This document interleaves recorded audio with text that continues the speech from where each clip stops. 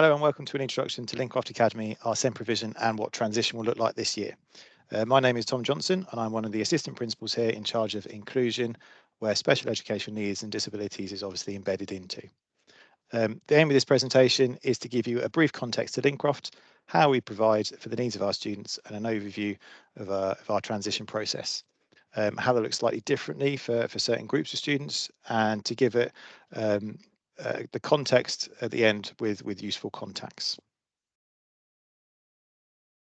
These are just a few key points that we want to bring out from our website. And there, as you can see, support and personal growth are central to what we do and what we aim to achieve, building upon the foundation of primary schools. A lot of the recent adaptations to our school, as well as being structural, have also centered around making sure that we know and value each student, even when our school continues to grow. These values are also seen throughout our Learning at Lincroft framework. The second principle in that framework is all about inclusive learning and how we expect classroom teaching to be adaptive to students' needs. And also our curriculum aims is to have inclusion at the heart of everything we think about and that we do. That includes learning outside of the classroom as well. I mentioned structural change. And this wasn't just the development of the frameworks. This was a slide that was shown on the options day, the open day, sorry, earlier on in the year. And I'm pleased to say we're now at a point where this is going to be opened imminently. And also that will move straight into the second phase of our planning as well. Because like I say, there is lots of change, physical and kind of framework wise as well within the school. One of those changes is a move to a house system. As part of delivering these aims, we feel that this really, the creation of these 4 distinct areas within the school, and as a growing school, it means that we can have almost a school within a school.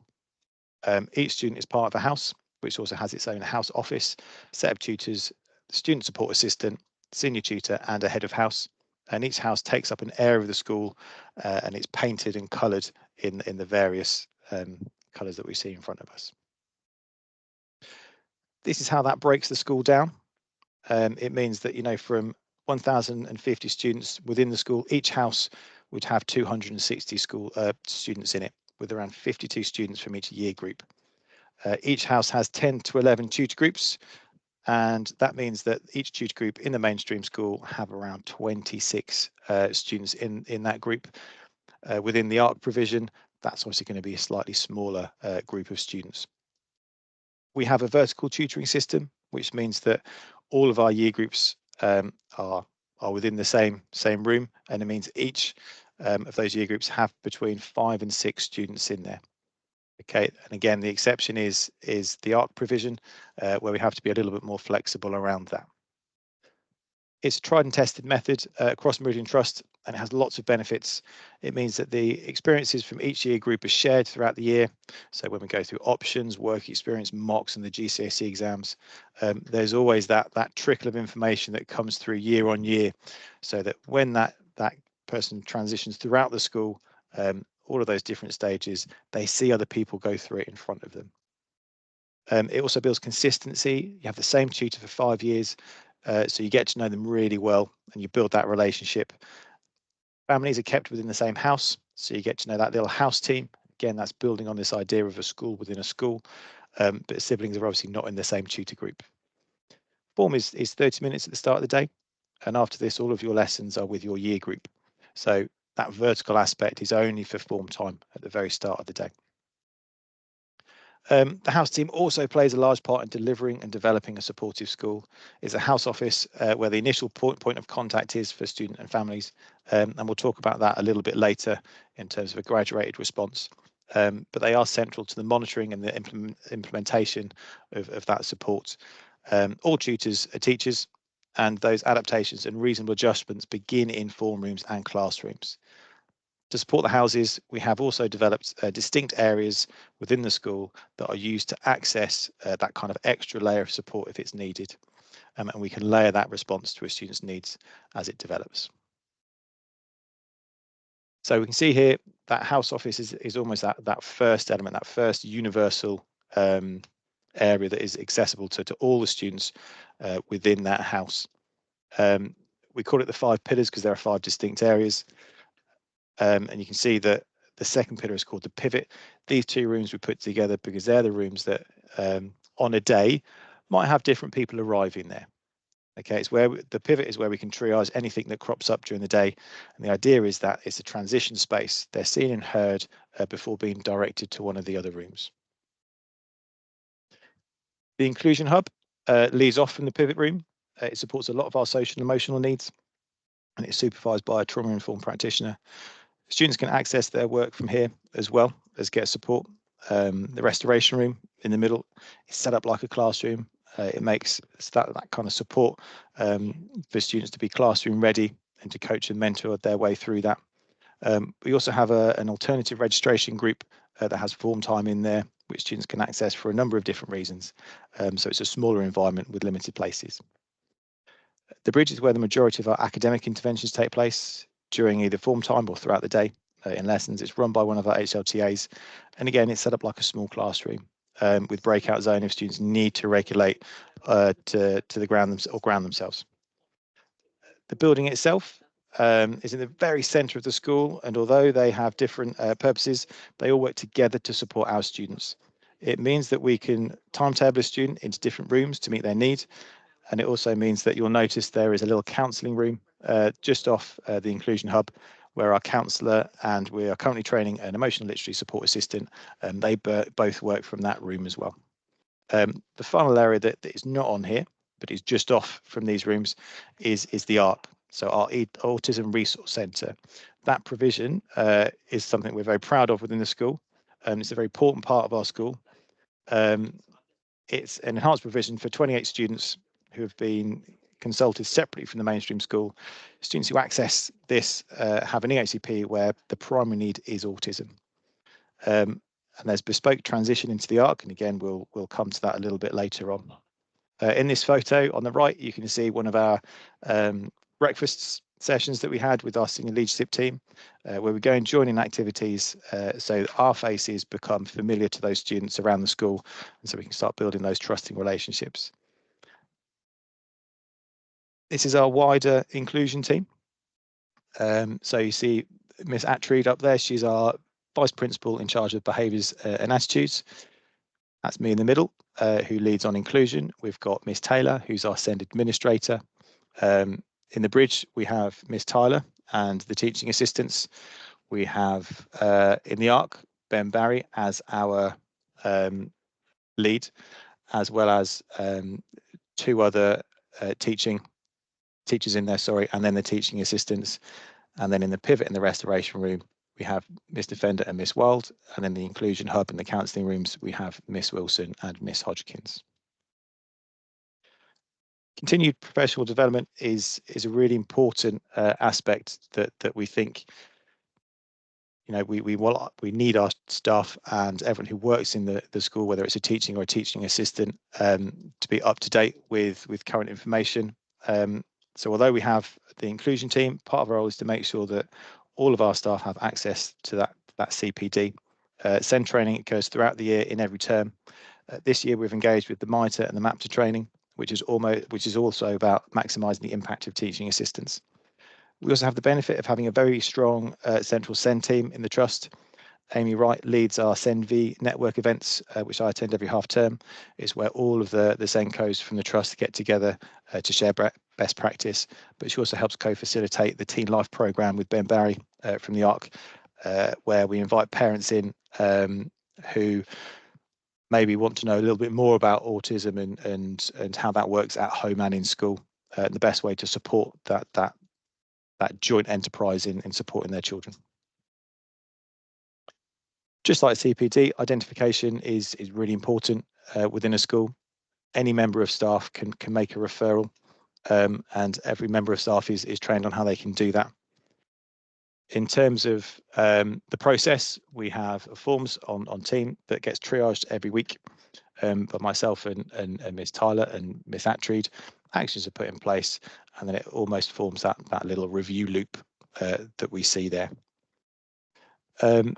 That feeds into the graduated response.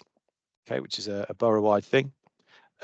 As we get up the graduated response, we have obviously wave 3 and wave 4, where our official SEN register kind of kicks in. Every house office has this as kind of their guide. So if a parent calls in, as you can see, it's kind of written as though it's helping that communication with parents and to help them understand how this works. It is a process over time. It is about putting something into practice, monitoring it, seeing if it's having any impact, and then moving up as needed.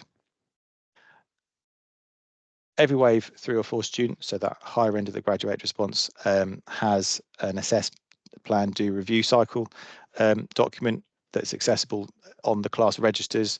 Within that, it states what provisions to be put in place around that child. So it's instantaneous to the teacher. If they need, or if they're covering a lesson, they can see what's needed straight away. But we also have cards that we can give out to students if needed, that again state what their provisions within the classroom should be.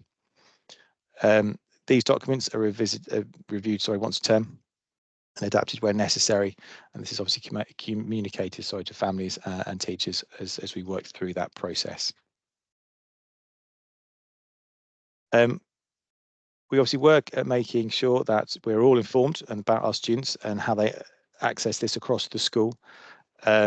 Interventions is a big part of that, and communicating that to staff so they know that where they are and what it is they're working on is really important. And that's on the big APDR document, rather than on the little cards or the one-page profiles that we have. But as a team, we meet weekly to discuss how these are going. They're obviously tracked in folders as well. House teams and curriculum teams, certainly for the literacy and numeracy, are involved in how that looks, and obviously reading is a really important aspect of development across the country at the moment. But certainly the range of reading schemes that the trust and ourselves are putting into place hopefully mirror that. We also have house teams that meet, okay, and discuss where we are in that assess, plan, do, review cycle and what wave we're sitting on for certain students. We have core members of our senior team who meet at least twice a week to review how that support and the academic progress, that inclusion and achievement, work together to make sure that the provision is right, whether that's on the school site or off the school site. So we have an overview of that, but also we can work on an individual level. We work consistently with the local Bedford Borough teams, as well as other agencies that might be working directly with the student, whether that's through an early help form, whether that's through CAMS, whether it's something else to do with a social or emotional issue, or whether it is through a need for communication. So in terms of transition, this is an overview of what we're running this year as a school. Welcome packs have already gone out to our Year 6 parents who will be joining us. Those data collection forms have also been sent out to parents as well as primary schools, requesting all essential transition information. We've obviously been meeting in school to discuss what those transition plans will look like around that data that we're receiving. And any subsequent meetings with primary schools will be arranged on a need to meet basis this term. We'll be offering SEN tours to individuals and groups, again organised this term. And we've got 3 transition days. First one is for SEN and small groups, and the second and third are for all students. Okay, and then there's also a transition evening for parents and students as well. So that timeline, Mr. Key, who's our assistant principal who leads on transition, and Miss Apatu have already visited some of our feeder primary schools. I know they spent a good time in the playground chatting to parents after schools as well to hear their views of what their concerns might be. This term, I'll communicate with the relevant primary SENCOs about any students with special educational needs who will be joining us, or any other needs that we might be needing to meet. We may have already attended an annual review earlier in the year as part of that transition, but it's important that we have an accurate picture of that student now. And primary schools obviously return their information and family return their forms. That's the data that we are working from. If requested or when necessary, we're also happy to arrange additional tours. And I think that's really important when we're looking at ARC students. They tend to have a slightly more bespoke transition into secondary school. Mr. Barry and his team always work with primary schools closely. They've already started doing their tours and communicating with families around what that bespoke transition will look like. That first transition day, like we said, is just for those who've been identified with special educational needs or a disability, or if there is only a small number coming from their school. It's all based around a getting to know you kind of strategy, so people feel comfortable and familiar with the environment. They're introduced to the different learning spaces that we have, the different support spaces, and they get to know some of our inclusion staff as well. Okay, hopefully this will help reduce that anxiety, and we can address any worries on the day. The second transition days and third transition day, these are for all students that are joining us in September. It's where we have the houses already, so you know what house you're going to be going into. You meet your house team. Again, we're having team building exercises. There are taster sessions, and we practice moving around the school, so you familiarise yourself with where the different areas are. And again, it's about getting used to that environment, that change in movement and change in expectation of, when you arrive in a lesson. Whereas if you're in primary school, it obviously transitions from one into the other in the same room, and obviously that TA support that we have throughout the day. But often there's that joint enterprise of obviously staff coming up with the students as well. As part of all three of those, it involves all the mainstream students and students who attend the ARC as well. Starting in September then, we have a transition that continues into that new year. That staggered start from the beginning of term is really important, so that people are aware that when they arrive, it is not going to be the whole school arriving at the same time. That first day, certainly there are only a lot smaller cohorts of students who are going to be on the school. We also have a meet the tutor evening for new students, and obviously that's the point that the SEN files arrive from the primary school, and we can get together putting in those new APDRs and one-page profiles. Whole school training as well at that point is given around our new intake, so we do discuss and talk through the needs of those students who are joining us, and also it's another chance for us to allow students to meet our team and familiarise themselves with this. And obviously TA support will mirror this. But again, a little change from primary school. We do try to use a model of TA support where it is different TAs maybe in different lessons. We play to strengths as much as we can, but obviously on the basis of a child's need as well. So finally, these are the contact details in terms of email addresses and websites where you can either find general inquiries. A lot of our information is on our website that you can go to those distinct areas to look at. So Mr. Key is our transition lead. So if there's any questions around that, do feel free to contact him. My email address is up there as well. And we have Miss Taylor's, and then obviously the local offer from Bedford Borough is there as well. So I hope you've enjoyed learning a little bit more about Lincroft and our SEND offer. And if you want to contact us, obviously, please feel free to do so. And that is the end of our presentation.